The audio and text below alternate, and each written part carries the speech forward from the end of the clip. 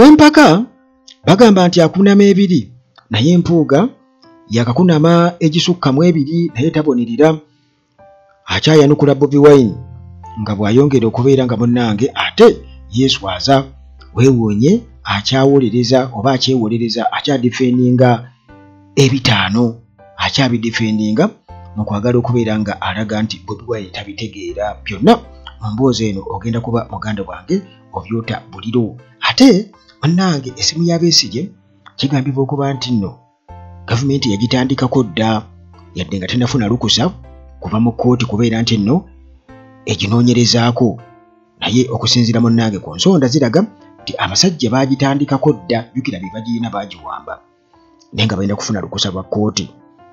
Bobi Wine bw'atyo yawuubyeko olubu lw'ekigere eruzira ne ttiimu yagenze nayo okulaba nga munnange bekkaanya embeera Dr. Kizza Besigye gy'alimu naddala embeera y'obulamu bwe.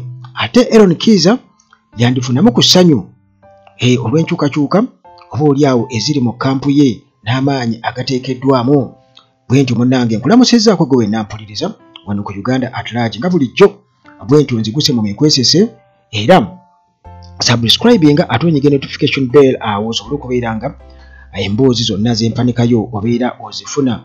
Hillside View Apartments gye bali nnyo bali ku Kasozi Jjanyi Entebbe Road bw'otuuka e Kajjansi oba Ekitende Namulanda awo n'oyitirawo n'ogenda ku church ku Kasozi Jjanyi awo wali Hillside View Apartments omuli buli kimu teweetaga kwetikka kintu kyonna era munnange osobola okwefumbira. Mulimu ebisenge ebisukka mu kimu, wifi weeri, amasannyalaze tegavaako, ate security weeri, okukosa n'emmotoka weeri esobola okulana ku airport ku bwereere, free transport kasoba ng'obuukinze nabo.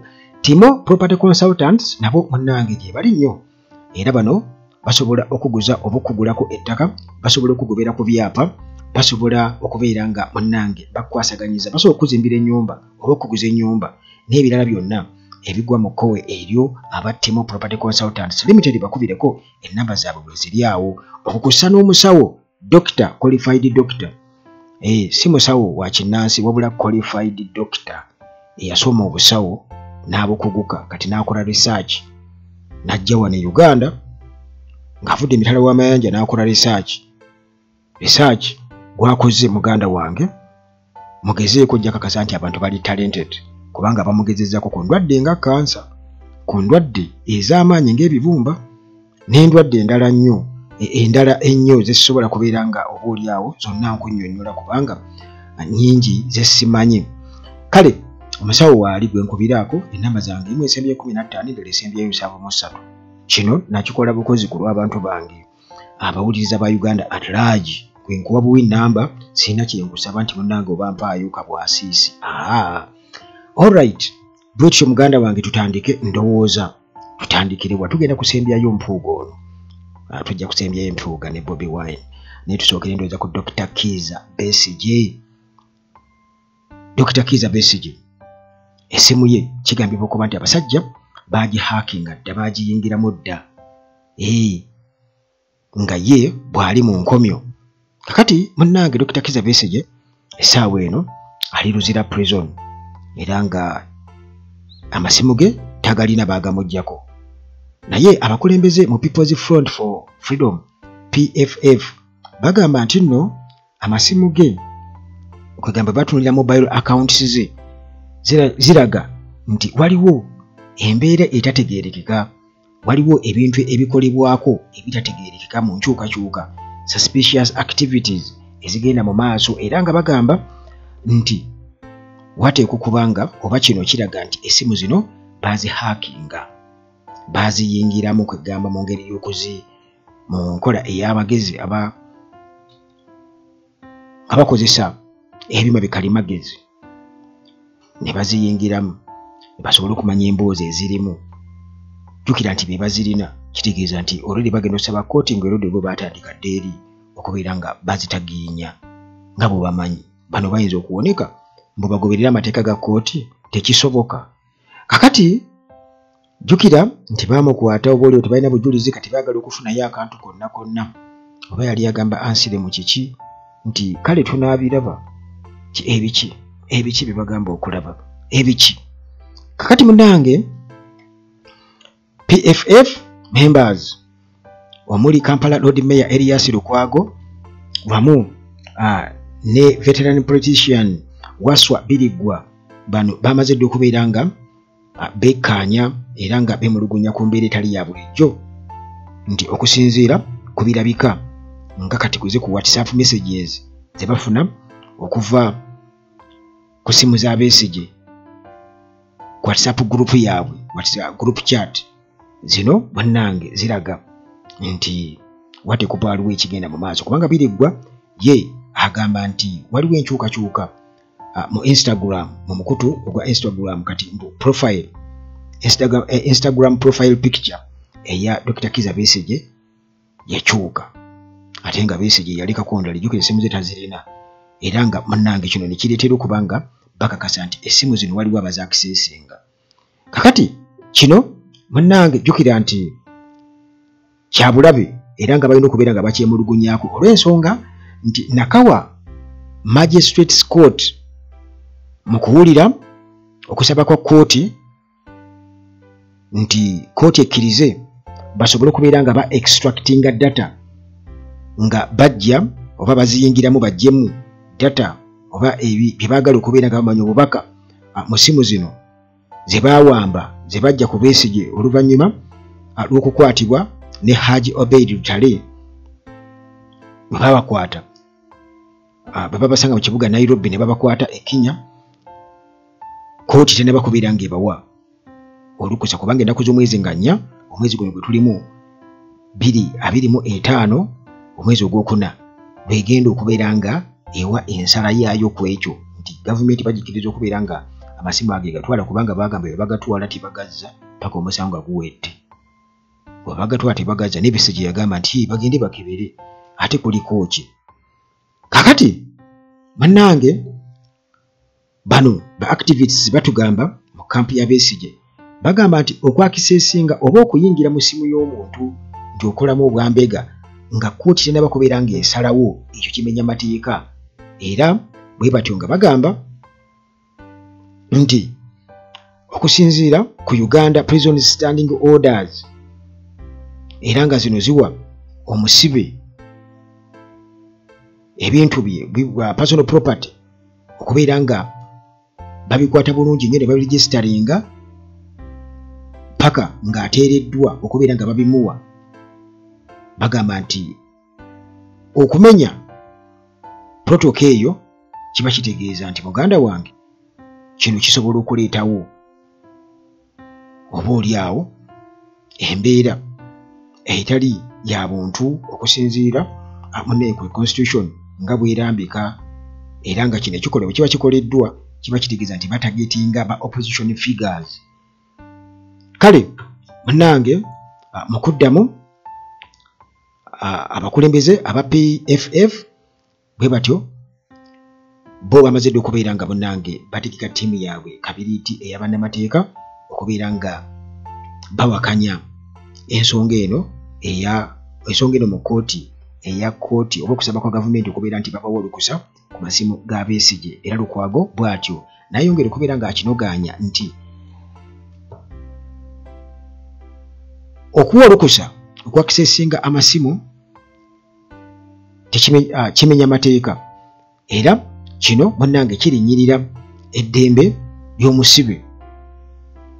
Jjukira nti Uganda Prison Service bano bo beegaana ebyokubeera nti ne beenyigira mu nsonga eyo era spokesperson owa Makomera Frank Baine yakirambika bulungi ennyo nti Besigye mu kumutuusa eruzira nti yalina ngoye ze zokka ze yali ayambadde yali talina ssimu n'akyongerizaako ng'agamba nti nno obuvunaanyizibwa obw'amasimu ba devices zonna ze bamuggyako ebyo munnange abaamukwata be babirina abaamukwata naye nga kkooti tenabawa lukusa okusinziira munnange ku nkyukakyuka bagane ebifaananyi ku profile byakyuka ku Instagram era nga bagamba nti ebyo ne WhatsApp group yaabwe balaba nti Besigye ayinza okuba alina active ababuuza nako hayi ngabo ofisa bazirimu atega Besigye ali mukomere simu zitakola ki tazirina kati kale bagamba nti munnange embeera efaanaganako bwetyo erabika nti amasimu bagayingiramu dda nga ne koti naba kubira ngebawa olukusa. Okay, kakati munnange era ku nsonga za Dr. Kizza Besigye ati munnange bw'obeera mu kkomera oba oyagala okwogerako n'abantu oba oliawo babuulire by'oyagala naawe omanye waayo bituuse. Kakati Bobi Wine ne ttiimu eya banene mu opposition bwe batyo tebalekeredde Dr. Kizza Besigye mu kkomera era bwe batyo bagenze okubeera nga babalambulako n'abasibe abalala ba political prisoners mu Luzira Upper Prison. National Unity Platform President Robert Kyagulanyi Ssentamu munnange bw'atyo yakyaliddeko veteran opposition leader Dr. Kizza Besigye e Luzira Upper Prison era mu bugenyi buno bwabaddewo ku lunaku lwa Sande ssaawa ez'amalya g'ebyemisana era nga munnange bino bigenze okubaawo mu makkati ga bantu okubeera nga beebuuza ku mbeera y'obulamu obwa Dr. Kizza Besigye kubanga munnange okumusiba mu kkomera ebbanga lino deni nnyo. Kale bwe batyo nga bagamba nti n'abalala bonna embeera yaabwe eri etya okusinziira munnange ku statement Bobi Wine yasharinzeeko naffe ku mutimbagano agamba nti Besigye bw'omutunuulira alabika nti ali bulungi mu mbeera y'obulamu okusinziira munnange ate ku mbeera gy'abaddemu emabega eyo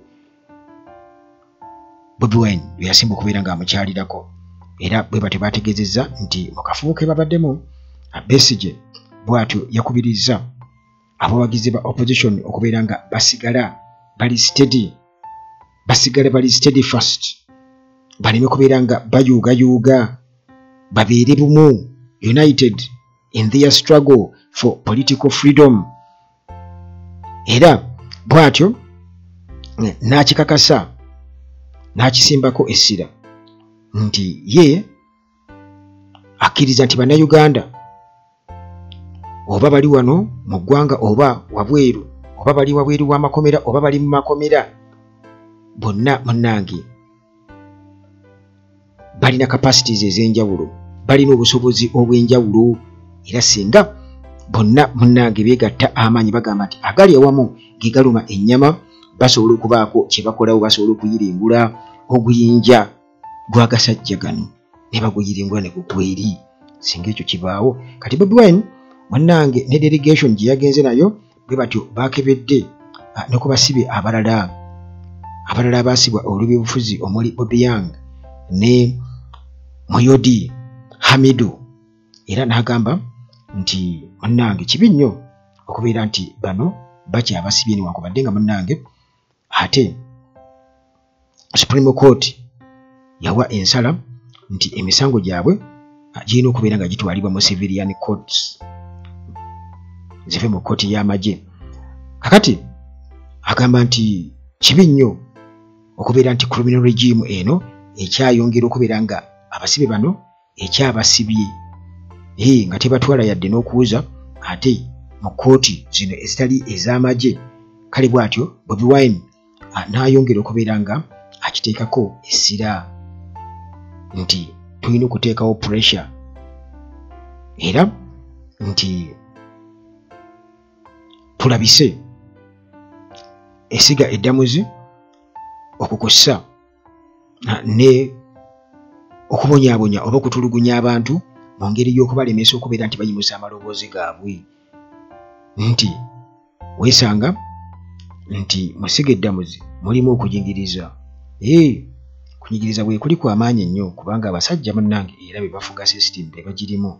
Kale muganda wange ebyo nga bw'obiwulidde awo tukyayongera okubeera nga twagala okumanya biggweerawa naddala ebya Dr. Kizza Besigye kubanga campaign ekyali emu munnange Free Besigye ne ba political prisoners abalala abali mu makomera abaasibwa obwemage.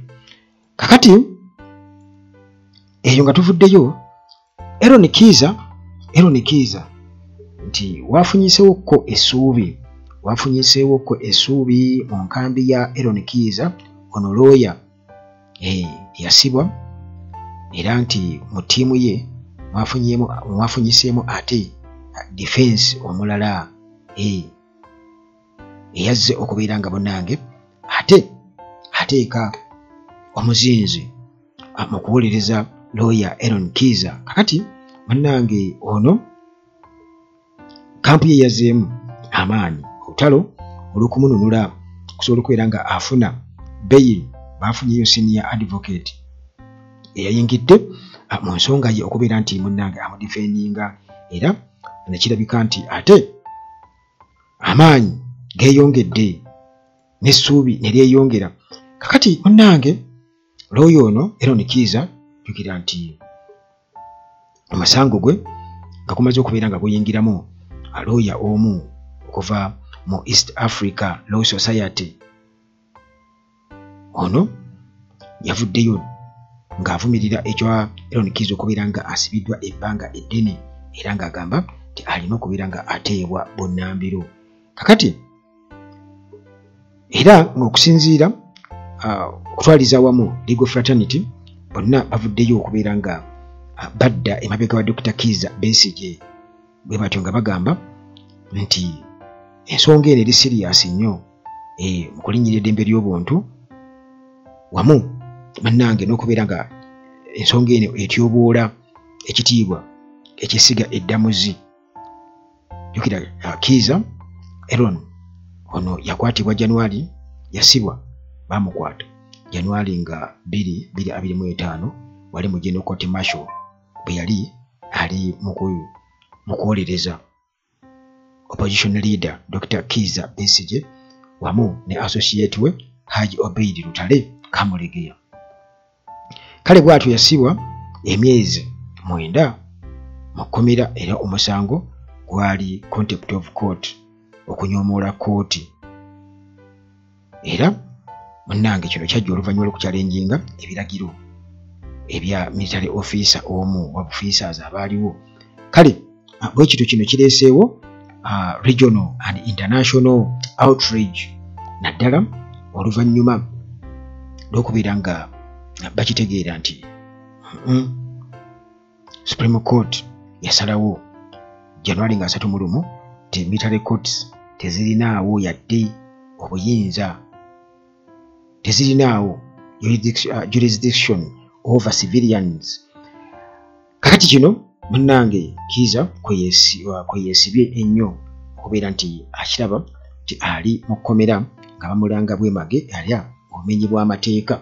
Kati eyo nga tuvuddeyo muganda wange tugendako ewa Mpuuga. Mpuuga agamba ki? Wano bwe tugenda okubeera nga tusembyayo. Kakati munnange ngere bwe nakutegeezezza nti ow'empaka akunama ebiri, naye Mpuuga ye agisussizza akunamye egiwerirako ddala bw'atyo munnange n'abeera nga asaabuludde olugero lw'Abaganda olw'empaka akunama ebiri yakunamye egiwerera ddala. Ayinza okuba nga ayingidde mu 7 batannaweza 10 kubanga baganda bange kuli n'ensobi ate n'oddamu era n'okola endala. Kati jakuba okwesiba ku Bobi Wine gyagenda okubeera nga alabisibwa kubanga ebya Bobi Wine ebiseera ebisinga obungi era bitambulira mu nsonga ezo era abantu tebategeera obulungi ennyo ze ba-interpreting ama. Kati gwe bw'ovaayo ne weewolereza abantu bajja kubuuza nti kiki ky'oliko. Kakati bw'atyo ng'amaze okuwulira Bobi Wine byeyogedde yavuddeyo n'anyoomoola ng'era bulijjo bwe banyoomoola n'agamba nti Parliament si concert, si kivvulu, si kivvulu. Mpuuga bw'atyo ng'agezaako kubeera nga ajanukula Bobi Wine. Kati bino byavuddewa munnange omubaka owa Nnyendo Mukungwe Mathias Mpuuga mu kuddamu kwemulugunya okwavudde eri omukulembeze wa National Unity Platform Bobi Wine bwe yategeezezza nti nno Parliament eriwaadinga oba esiima abakulembeze nga tebannaba kubaako kye baderivalinga oba kye baggusa nti oba bakola omulimu gwonna gwoyinza okugamba nti kakati guno guli substantial ogwali badde gusaana okubeera nti nno oli asiimwa. Bobi Wine bw'atyo bwe yagambye. Kati Mpuuga olwo ayanukula. Kati munnange Mpuuga eyali leader of opposition ekifumo bamujja ne kimulumira ddala.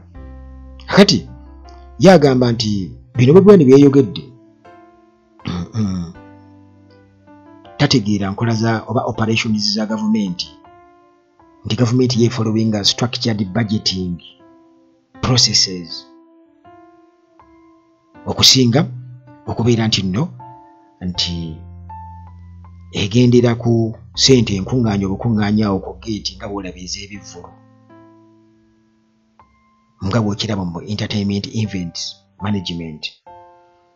Kakati Mannange Mpuuga bw'atyo yakidde omutimbagano nga agezaako okubeera nga akompayaringa government finances ku bivvulu, ku sente zifunika mu bivvulu, era ng'agamba nti kino okukigeraageranya tosobola kubeera ng'okikola kubanga kimisrepresentinga engeri sente za gavumenti gye bazaallocatingamu oba okuzirambika zikole kino oba kiri oba engeri gye bazisaasaanyaamu.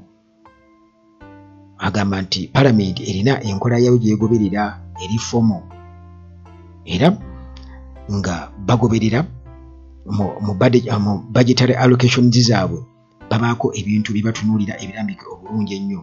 Kakati Bobi Wine nga bwe nkutegeezezza nti yabadde mu ntandikwa nga avumirira ekya Parliament nga ye kye yayise unjustified rewards, particularly oba oliawo nga agezaako okubeera nga ageraageranya ku service award. Bano abasajja beewa ssente. Jjukira Mpuuga yakayingira ofiisi mu bbanga tono nnyo mu weeks endowooza ne basayininga ssente ze balimuwa $5,000,000 ate era ne bazimuwa.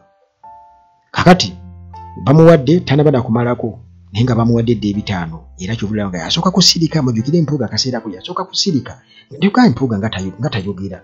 Tumwemulugunyako nga tayogera. Ng'awuza kimu nti baba amasuuti bakola bwe bati ebintu byabwe mbu bakalisimaati. Kakati Bobi Wine bw'atyo ng'agamba nti bano babawa obusiimo nga tebannaba kubaako kintu kyonna kiri significant oba significant contribution yonna gye bakoze. Tebannaba kukolawo kintu kyonna kya muggundu kyonzaga nti butuufu n'asaanye okubeera ng'asiimwa. Bye babadde ebigambo bye era nga bwebitunuulira tebirinaamu yadde nga bw'onoogamba nti babirina n'omivuunya yadde n'erimu, byonna nga birambise bulungi nga bw'owuliddwawo. Era bw'atyo n'anokolayo obuli bw'enguzi obw'amaanyi ennyo mu Paalamenti n'ewalala yonna, kati nga okwegabira amabaati mujjukira g'Ekaramoja agali galina okubeera ng'ayambako ku bantu abeera enkota z'emimwa. Naye gano amabaati gadaivatingibwa bagakyamya ate ba government officials ne babeera nga ate bageekomya. Era n'emisango gikyaliyo. Nandutu nawulidde n'omwami oli yakaaba bamuyitaani esi mwerabidde yakaaba ow'ekayunga eyo yakaaba amaziga mu kkooti yagasooka n'agateeka ku biyumba simanyi ebyakyo ebyenteeze ebyembizizi. Kakati ye bw'atyo babadde bapresentinga alternative budget for 2025-2026 financial year. Bobi Wine bw'atyo ye ng'agamba nti obuli bw'enguzi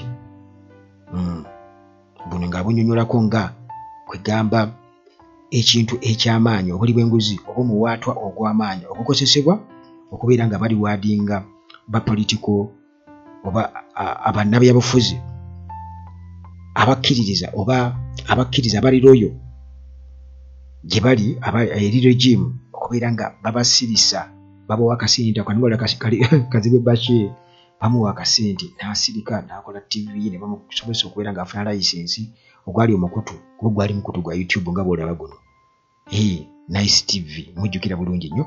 Ne munaye kati ku mpewo kweri era waliwo abamu ku baana be nakolanga nabo ku TV kati bakolera ewa Kazibe Bashir.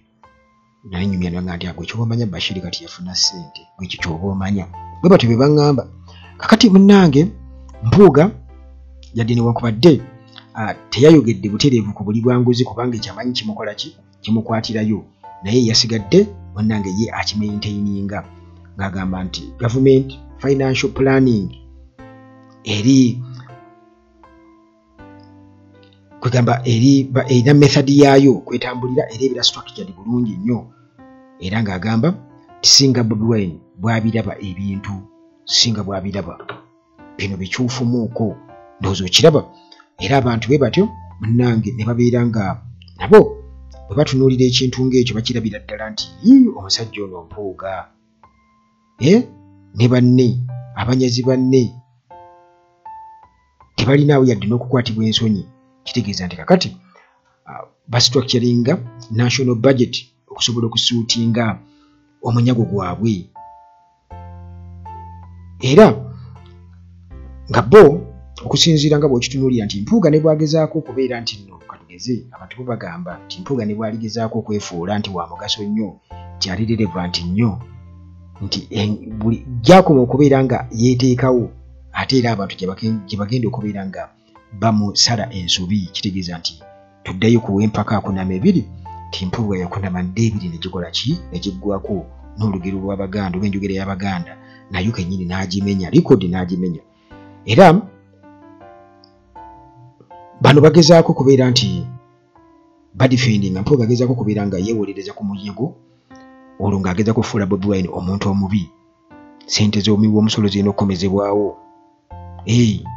miliyoni 5 azikomyewo kale abamu bagamba nti okudda mu Nuupu kyekiyinza okumutaasa bwe yalibadde anaaba ensonyi mu maaso n'akomawo n'ayimirira awo nga bawaliyo omukolo najja n'agaba nnange enzuuno kuba kati yafuuka kazannyirizi era takwatwako jjukira nti ebintu bino bano abasajja bo bakimanyi babikola kagenderere era balina pulaani ya buli kimu kubanga nakugamba nti weno gwe bagezaako kubanga bagamba nti baali balowooza nti 2026 bw'anaggwera teyagenda okubeera nga ye leader of opposition kubanga bakimanyi bulungi nnyo ti akalulu bagenda kakola ki kukanyiga era buli muntu yenna alina okugendayo kuba bino bimuwulira ebyemiliyoni 2 simanyi kati mbu beeyongedde kuva ku miliyoni 18 abawagizi ba NRM abali registered kati bali miliyoni 2 kitegeeza nti baba bongera okukakasa nti akalulu bakola ki bakabba abamu balowooza nti babuuza nti Bobi Wine yakola ki mu palamenti yaliyo naye beerabidde nti mujjukire munnange togikwatako Bobi Wine yaliidingamu era eŋŋoomi mu palamenti yakola ki yavuga mujjukira bulungi nnyo ebyaliwo munnange sigenda kubeera nga nsukkawo nnyo wano era tusigane mu mboozi zaffe era tuwayeemu mu mboozi zaffe eziddako wano ku Uganda tulagibeerako Mukama Katonda abakuume mwebale nnyo okubaako